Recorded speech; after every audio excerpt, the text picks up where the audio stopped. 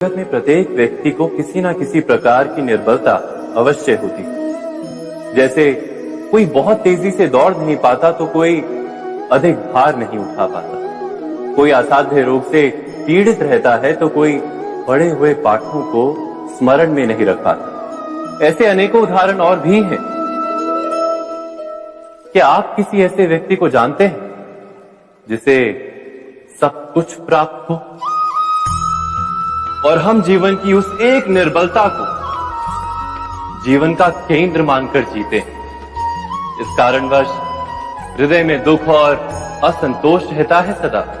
निर्बलता मनुष्य को जन्म से अथवा संजोग से प्राप्त होती है, किंतु उस निर्बलता को मनुष्य का मन अपनी मर्यादा बना लेता है। किंतु कुछ व्यक्ति ऐसे भी होते हैं जो अपने पुरुषार्थ और श्रम से उस निर्बलता को पराजित कर देते हैं। क्या भेद है उनमें और अन्य लोगों में? क्या आपने कभी विचार किया है? सरल सा उत्तर है इसका। जो व्यक्ति निर्बलता से पराजित नहीं होता, जो पुरुषार्थ करने का साहस रखता है हृदय में, वो निर्बलता को पार कर जाता है। भविष्य का दूसरा नाम है संघर्ष। हृदय में आज इच्छा होती है और यदि पूर्ण नहीं हो पाती तो हृदय भविष्य की योजना बनाता है। भविष्य में इच्छा पूर्ण होगी ऐसी कल्पना करता रहता है, किंतु जीवन ना तो भविष्य में है ना अतीत में। जीवन तो इस क्षण का नाम, अर्थात इस क्षण का अनुभव ही जीवन का अनुभव। पर हम ये जानते हुए भी इतना सा सत्य समझ नहीं पाते। या तो हम बीते हुए समय के स्मरणों को घेर कर बैठे रहते, या फिर आने वाले समय के लिए हम योजनाएं बनाते रहते हैं और जीवन जीवन बीत जाता है। एक सत्य यदि हम हृदय में उतार लें कि ना हम भविष्य देख सकते हैं, ना ही भविष्य निर्मित कर सकते हैं, हम तो केवल धैर्य और साहस के साथ भविष्य को आलिंगन दे सकते हैं, स्वागत कर सकते हैं भविष्य का। तो क्या जीवन का हर पल जीवन से नहीं भर जाएगा? स्वयं विचार कीजिए। ज्ञान प्राप्ति सदा ही समर्पण से होती है, ये हम सब जानते हैं। किंतु समर्पण का वास्तविक महत्व क्या है? क्या हमने कभी विचार किया? मनुष्य का मन सदा ही ज्ञान प्राप्ति में विभिन्न बाधाओं को उत्पन्न करता है। कभी किसी अन्य विद्यार्थी से ईर्ष्या हो जाती है, कभी पढ़ाए हुए पाठों पर संदेह जमता है और कभी गुरु द्वारा दिया गया दंड मन को अहंकार से भर देता है। नहीं, क्या ऐसा नहीं होता? न जाने कैसे कैसे विचार मन को भटकाते हैं और मन की इसी अयोग्य स्थिति के कारण हम ज्ञान प्राप्त नहीं कर पाते। मन की योग्य स्थिति केवल समर्पण से निर्मित होती है। समर्पण मनुष्य के अहंकार का नाश करता है, ईर्ष्या, महत्वाकांक्षा आदि भावनाओं को दूर कर हृदय को शांत करता है और मन को एकाग्र करता है।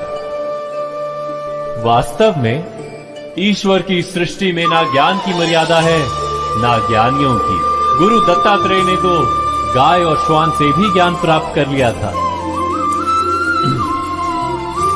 अर्थात विषय ब्रह्म ज्ञान का हो या जीवन के ज्ञान का या गुरुकुल में प्राप्त होने वाले ज्ञान का, उसकी प्राप्ति के लिए गुरु से अधिक महत्व है उस गुरु के प्रति हमारा समर्पण। क्या ये सत्य नहीं? जीवन में ऐसा क्षण अवश्य आता है जब सारे स्वप्न, सारी आशाएं, सारे दृश्य ध्वस्त हो जाते हैं। जीवन के सारे आयोजन ही बिखर जाते हैं। एक और धर्म होता है और दूसरी ओर सुख। इसी को धर्म संकट कहते हैं। जब धर्म का वहन ही संकट हो और धर्म का त्याग ही सुख हो। विचार कीजिए, कभी किसी स्वजन के विरुद्ध सत्य बोलने का अवसर प्राप्त हो जाता है। कभी ठीक दरिद्रता के समय सरलता से चोरी करने का मार्ग प्राप्त हो जाता है। कभी किसी शक्तिशाली राजनेता या राजा के कर्मचारी का अधर्म प्रकट हो जाता है। सबके जीवन में ऐसी घटना बनती ही रहती है। अधिकतर लोग ऐसे किसी क्षण को धर्म संकट के रूप में जान ही नहीं पाते। हमें किसी प्रकार के संघर्ष का अनुभव ही नहीं होता। सहजता से सुख की ओर खींचे चले जाते हैं, जैसे मक्खी गुड़ की ओर खींची चली जाती है। वास्तव में धर्म संकट का क्षण ईश्वर के निकट जाने का क्षण होता है। यदि हम संघर्षों से भयभीत ना, सुख की ओर आकर्षित ना, अपने धर्म पर दृढ़ रहे,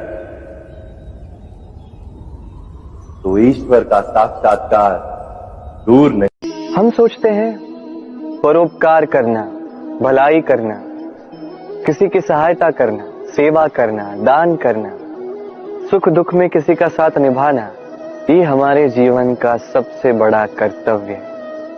यही सच्चा कर्तव्य है। परंतु क्या यह सत्य है? नहीं। कर्तव्य के लिए कई बार मनुष्य को बहुत सारी पीड़ा सहनी पड़ती है।